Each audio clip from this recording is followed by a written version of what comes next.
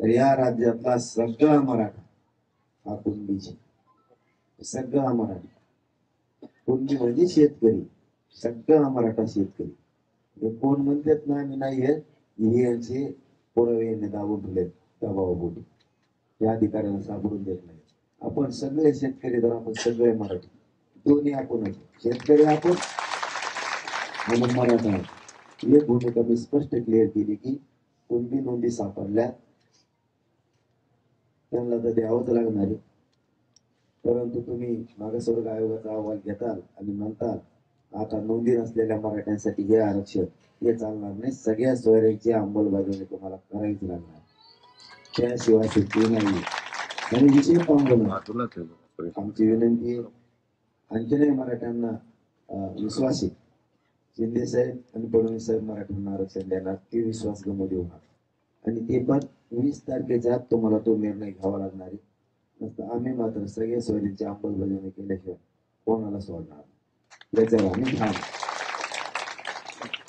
तीनही बाजूला मराठ्यांचाच फायदा होणार आहे, म्हणून याला आपण होकार दिलेला आहे. म्हणजे मागासवर्ग आयोगाच्या अहवालाला पण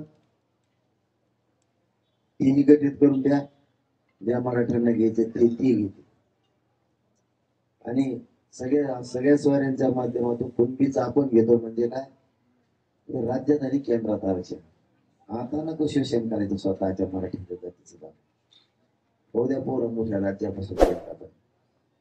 आता हे राज्यापुरते राज्य स्वर्ग आहे, परंतु ज्यांना नकोय ते घेतील, काय जोर जबरदस्ती नाही.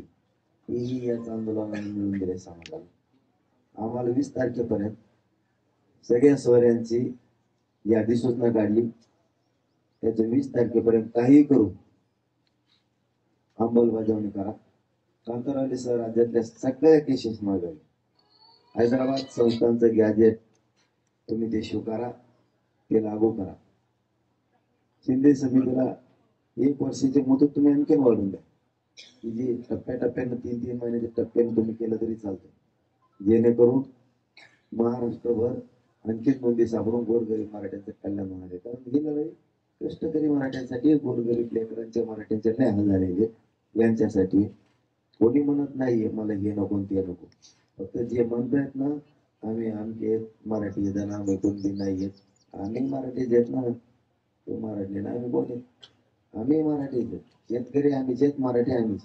पण आता यातल्या स्वतंत्राच्या नावाखाली आता लेकरांची फसवणूक नको, लेकरं मोठे मोठे पाहिजे, हे सरकारनं करणं अपेक्षित आहे. सरकारला एक करावंच लागेल.